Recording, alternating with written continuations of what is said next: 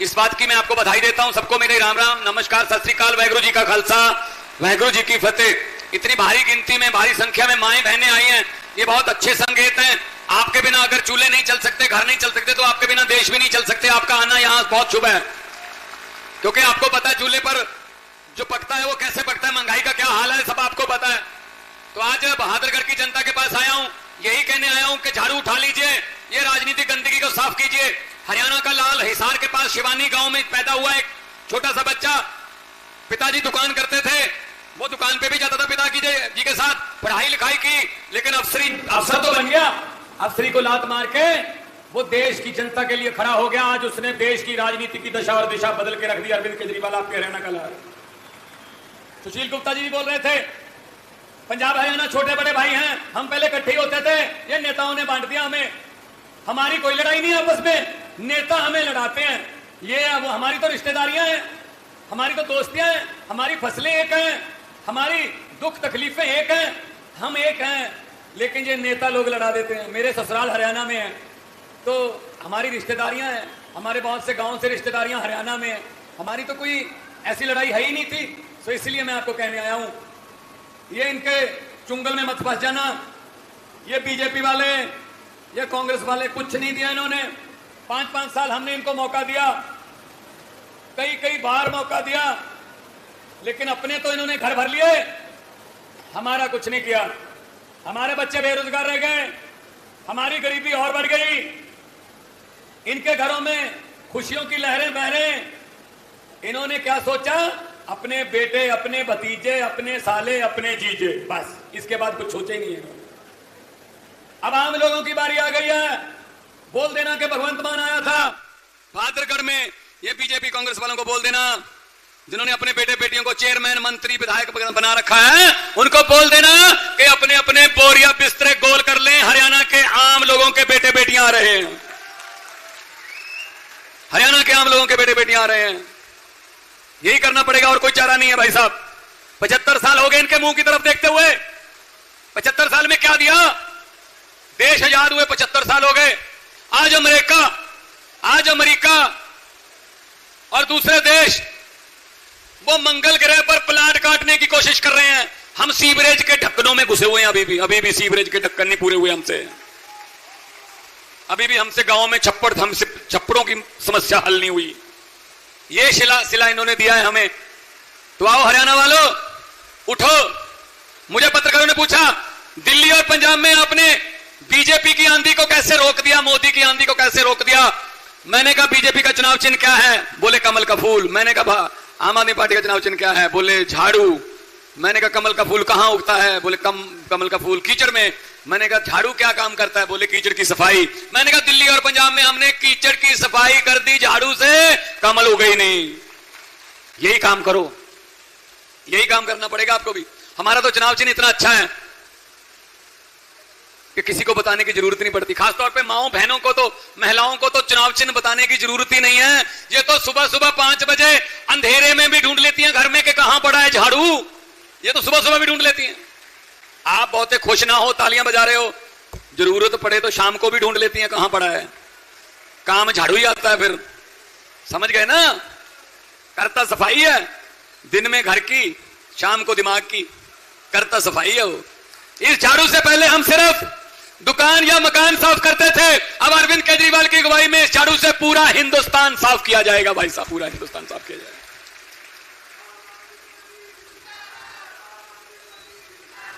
देखो ये जो नारे है ना, ये असल में भड़ास है, भड़ास। 75 सालों का जमा हुआ लावा है ये दिल से लग रहे हैं नारे। खुशी होती है जब नारे लग रहे हैं आम आदमी पार्टी, तो सर भी ऊंचा है, हाथ भी ऊंचा है। वरना मोदी को अपनी रैली में दिहाड़ी पर लेकर जाने पड़ते हैं ये कहने के लिए मोदी मोदी मोदी। भाई साहब दिहाड़ी वाले वोट नहीं डालते, वो कहते हैं पैसे दो, काम करो, चलो शाबाश। इसलिए मैं कहना चाहता हूं मोदी जी, पब्लिक को तंग मत करो, लोगों के सब्र का इम्तिहान मत लो। नौकरियां आप दे नहीं रहे, बेरोजगारी फैल गई है पूरे देश में, महंगाई फैल गई, 1000 रुपए सिलेंडर महंगा कर दिया है, बेरोजगारी फैल गई, महंगाई हो गई, बांग्लादेश में परसों क्या हुआ मोदी जी, जरा देख के रहना क्या हुआ। जब जनता जागती है ना भाई साहब, फिर प्रधानमंत्री के घर की बतखें और मुर्गियां भी ले जाती है जब जनता जागती है। मैं नहीं चाहता ऐसा मंजर हमारे देश में आए, लेकिन जनता की बात सुन लो। वहां भी ऐसे कर रही थी वो शेख हसीना, पिछले 15 साल से प्रधानमंत्री बन रही थी। कैसे बन रही थी? विपक्ष के नेताओं को जेल में डालकर, जैसे केजरीवाल को डाला हुआ है, जैसे हेमंत सोरेन को डाला था, जैसे और नेताओं को डाल रहे हैं, ईडी आ जाएगी है, वो ऐसी करती थी। अब उसको मिलके तो आ जाओ। अरे हिंडन एयरपोर्ट पे बैठी है, मोदी जी मिल तो लो। शेख हसीना जी अगर ये बात सुनती हो किसी चैनल के जरिए, कृपया मोदी जी को 2 बात बता देना। या तो ये बता देना कि भागना कैसे है, या ये बता देना कि भागने वाले काम मत करो, भागने की जरूरत ना पड़े, लोगों की आवाज कैसे सुनिए, या ये बता देना बस। सो ये जनता है, जनता पब्लिक है, सब जानती है।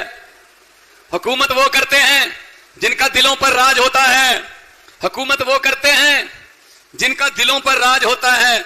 यूं कहने को तो मुर्गे के सर पे भी ताज होता है। तो इसलिए ये कहने के लिए आपके पास आया हूं कि अब ये आएंगे, आपके पास आएंगे, इनके पास पैसे बहुत हैं भाई साहब।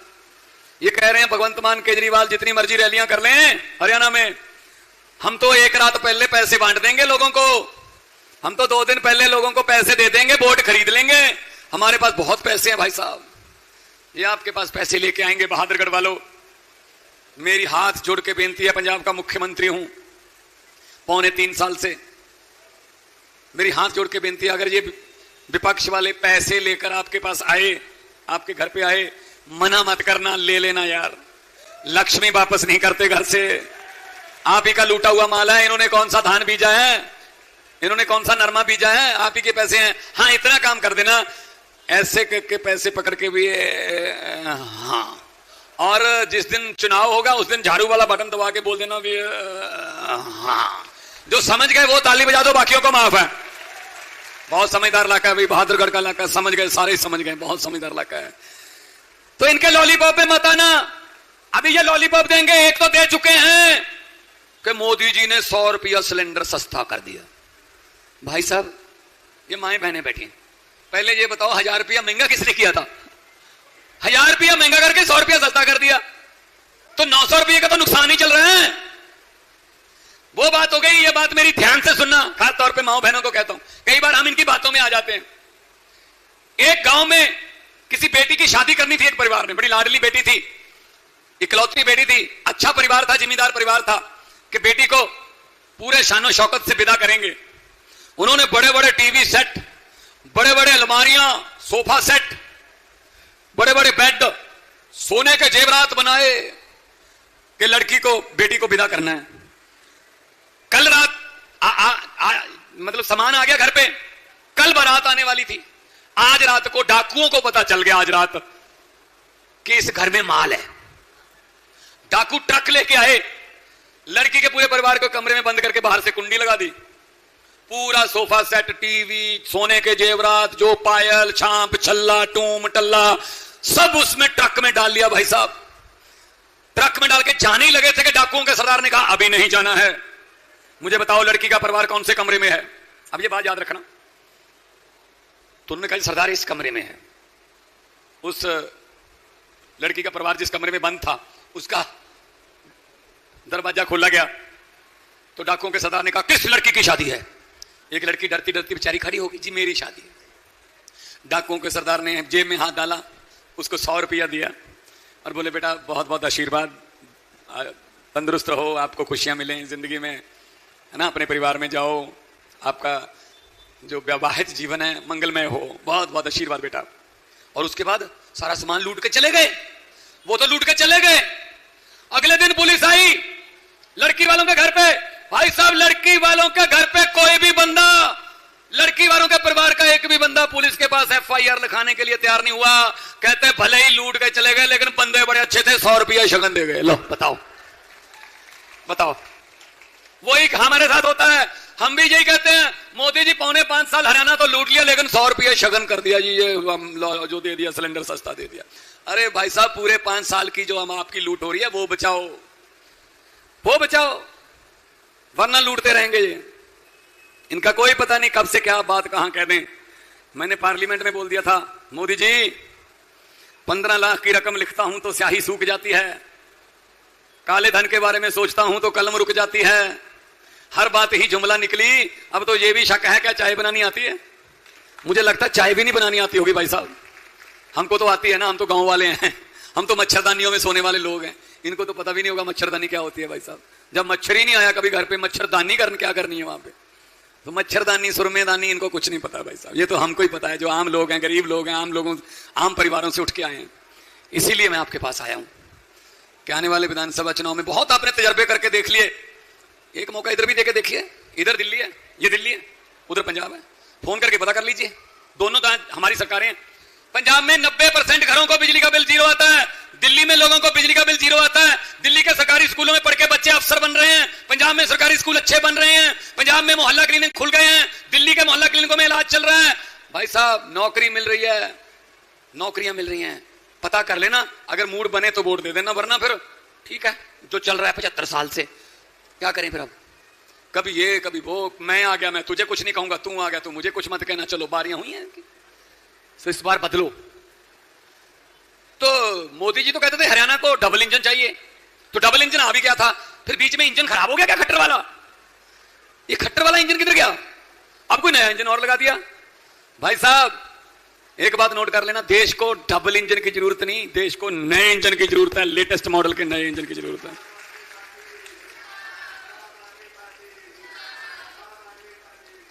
तो बहुत बहुत आपने यहां पहुंचकर हमारा हौसला बढ़ाया।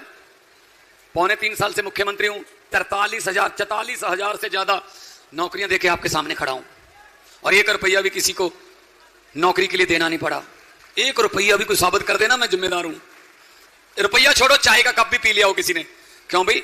अगले ने एग्जाम दिया, बेटे ने या बेटी ने पेपर दिया, और पेपर से नंबर आए, नंबरों से नौकरी मिल गई।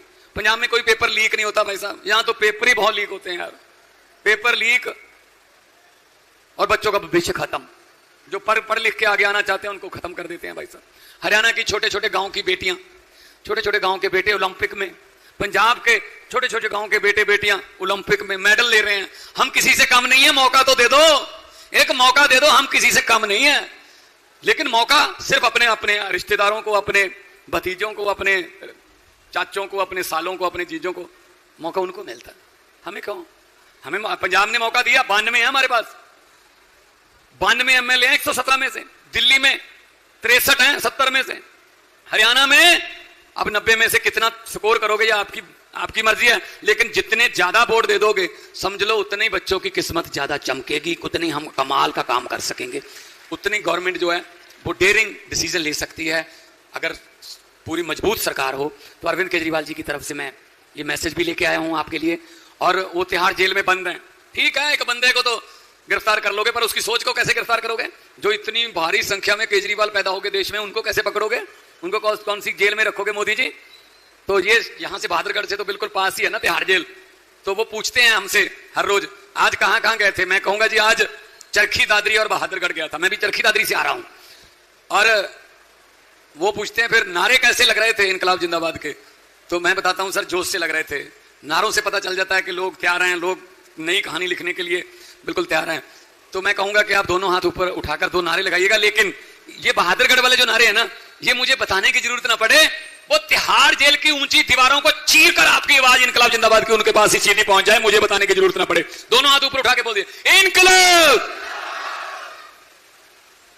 झज्जर तो जहां बहादुरगढ़ के बाद फिर है ना तिहाड़, उसके तक तो पहुंचाओ ना, थोड़ा और ऊंचा करो ना काम। इनकलाब, इनकलाब।